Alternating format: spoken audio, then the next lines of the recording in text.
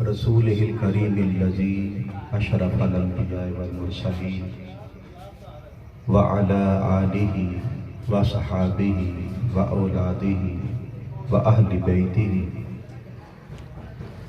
وذریتہ وعترتہ وازواجہ اجمعین ربنا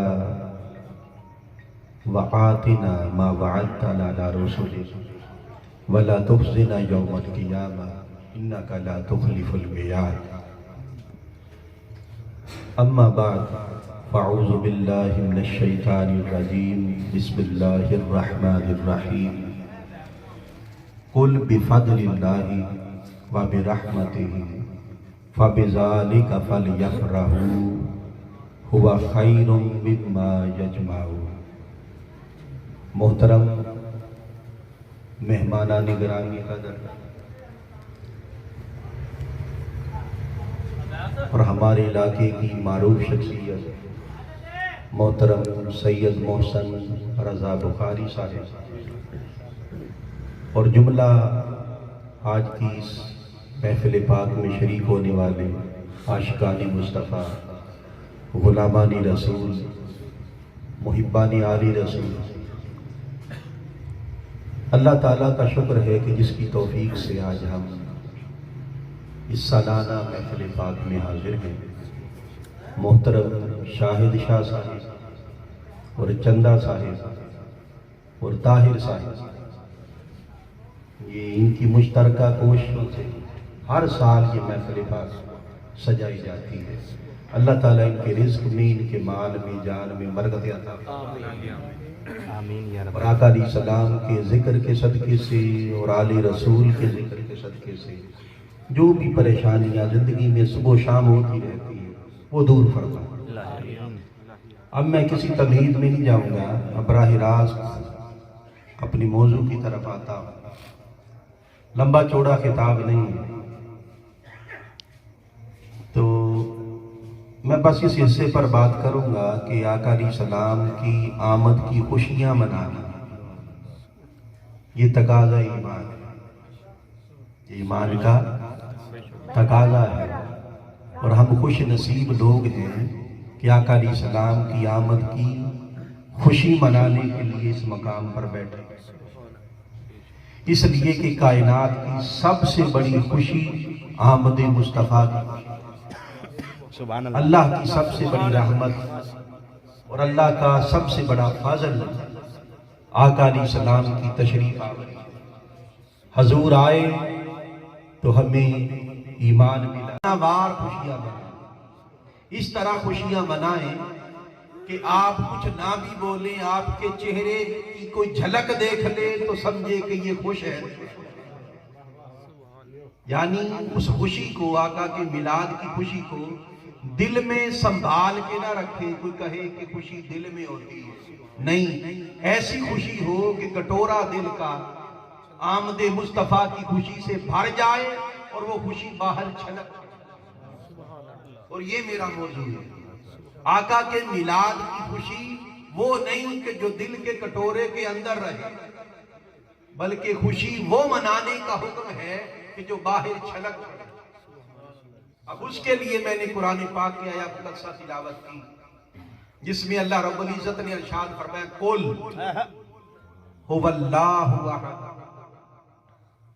یہ ادھر فرمایا نا کہ اللہ کی وحدانیت قل سے شروع ہوئی، اور ادھر کیا فرمایا قل بفضل اللہ وبرحمتہ، کہ محبوب آپ کہہ دیجئے، اعلان کر دیجئے کہ لوگو یہ جو تم پر اللہ کا فضل ہوا ہے اور اس کی رحمت ہوئی ہے تو اس کے ملنے پر کیا کرو، فَبِذَالِكَ فَلْيَفْرَحُوا، تو خوب فرحتیں کیا کرو اور خوب خوشیاں منایا کرو، فرحتیں کیا کرو.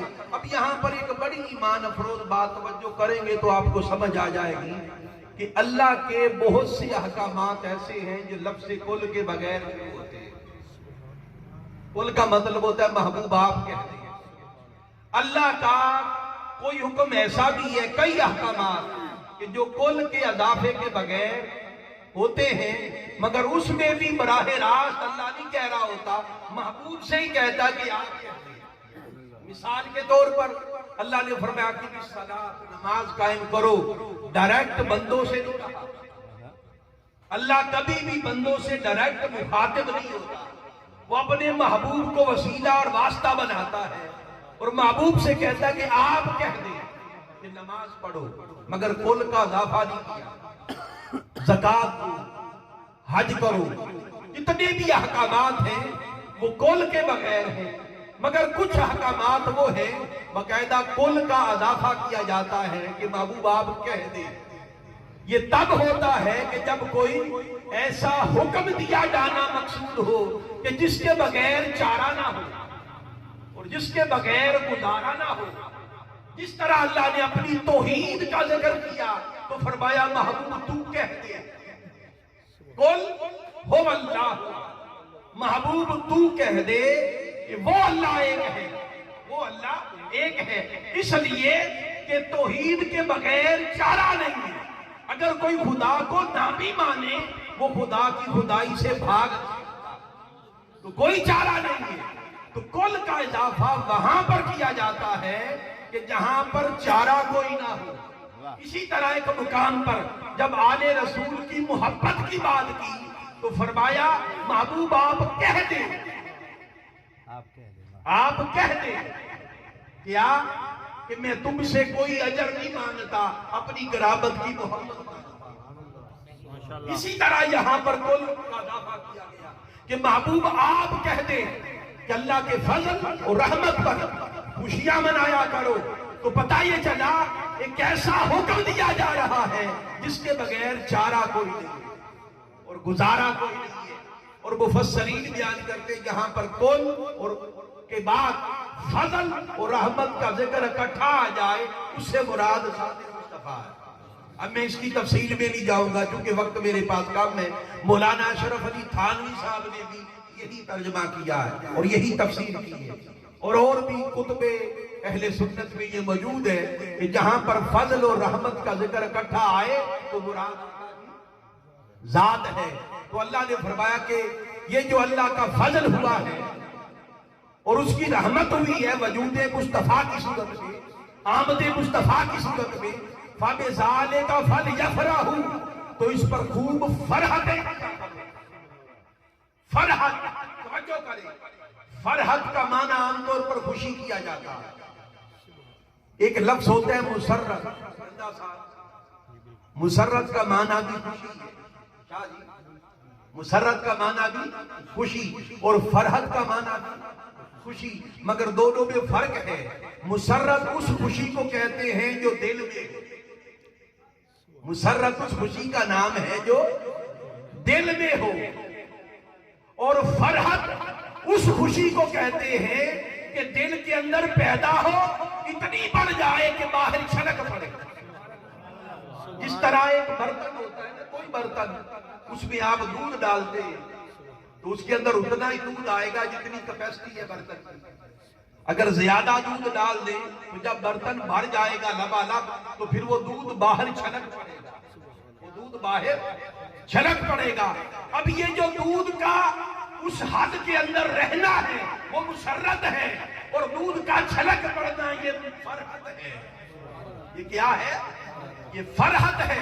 فرمایا لوگوں میرے محبوب کی آمد پر اور میرے محبوب کے میلاد پر، آمد مصطفیٰ پر جو اللہ کا فضل ہے اور اس کی رحمت ہے، خوشی کو دل میں چھپا کے نہ رکھو۔ خوشی اتنی بڑھ جائے کہ دل کا کٹورا بھر جائے اور خوشی باہر چھلک پڑے،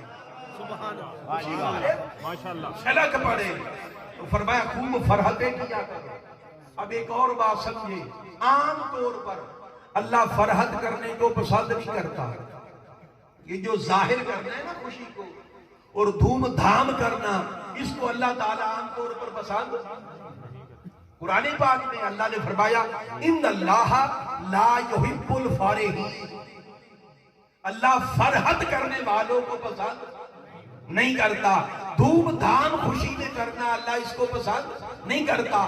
جب بندہ خوشی منانے میں دھوم دھام کرتا ہے اور بے جا خرچ کرتا ہے تو یہ سادگی کے خلاف اور عاجزی کے خلاف ہے، اور اللہ کو اسراف اور فضول خرچی پسند نہیں ہے۔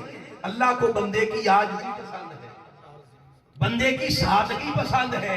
یہ ہے عام حکم اللہ تعالیٰ کا کہ فرحت نہ کیا کرو، خوشی منانے میں دھوم دھام نہ کیا کرو، منع کر دیا. یہ عمومی حکم ہے، مگر فرمایا جب میرے یار کی خوشی، جب خوشی ہو میرے یار کی تو پھر میں فرحت کرنے کو پسند نہیں کرتا. جب یار کی خوشی کی بات ہوگی تو اپنی ناپسندیدگی کو اٹھا لیتا ہوں. پھر خوب دھوم مچایا کرو، پھر خوب خرچ کیا کرو. جب دھوم مچاؤ گے تو کیا ہوگا؟ خرچ ہوگا کہ نہیں؟ بولیے.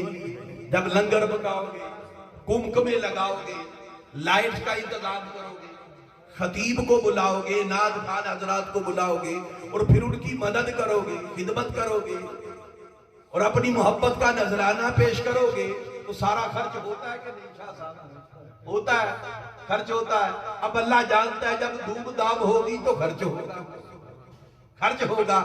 ساتھ ہی فرمایا کہ خوب فرحتیں کیا کرو، دھوم دھام کیا کرو. ہوا خیر مما یجمعون. اس دھوم دھام کرنے پر، فرحت کرنے پر جو خرچ آ جائے وہ خرچ اس مال سے بہتر ہے جسے تم نے جمع کر کے رکھا ہوا. واہ واہ واہ، نعرہ تکبیر. جسے تم جوڑ کے رکھتے ہو، جمع کر کے رکھتے ہو، اس جمع شدہ مال سے وہ مال بہتر ہے جو یار کی خوشی. واہ واہ، نعرہ اس تکبیر. لیے فرمایا فرحت کیا کرو. واہ واہ، نعرہ رسالت، نعرہ تحقیق، نعرہ حیدری، نعرہ غوثیہ. سرکار کی آمد، سہنے کی آمد، مکی کی آمد، علماء اہل سنت.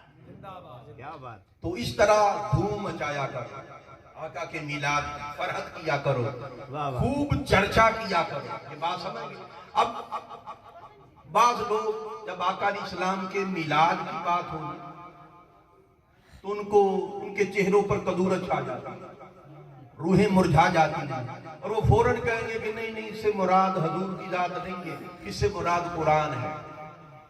یہ بھی تفسیر ہے، یہ بھی ہے. وہ کہتے ہیں وہ ادھر چلے جائیں، نہیں اس سے مراد قرآن ہے. بابا قرآن بھی ہو تو قرآن مولوی پر نازل ہوا، قرآن نازل کس پر ہوا ہے؟ حضور پر ہوا ہے. حضور کی آمد ہوئی تو حضور کی آمد ہوئی تو قرآن آیا. اب کچھ دوست یار ادھر چلے جائیں گے، نہیں جی اس سے مراد دین اسلام ہے، اس سے مراد دین اسلام ہے. کوئی کہے گا اس سے مراد ہدایت ہے، کوئی کہے گا اس سے مراد ایمان ہے. اب سب چیزوں کو ایڈجسٹ کر لیتے ہیں کہ ٹھیک ہے سب کچھ یہ مراد ہے. یہ جو سارا کچھ آیا ہے یہ ملا کہاں سے؟ حضور آئے تو ایمان ملا، حضور آئے تو ہدایت ملا، حضور آئے تو قرآن ملا، حضور آئے تو رحمان ملا. قرآن کہتا ہے ان کانوا من قبل لفی ضلال مبین. محبوب جب تک تو نہ آیا تھا یہ کھلی گمراہی میں تھے، تو اس کھلی گمراہی سے بچایا کس نے؟ ہدایت کے راستے پر چلایا کس نے؟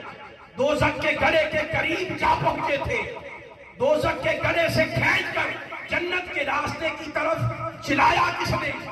تم ذلیل و خوار ہو چکے تھے، خدا کی قسم مولا سے دور ہو چکے تھے. وہ چیزیں جو اللہ نے تمہارے لیے پیدا کی ان کو سجدہ کرتے تھے،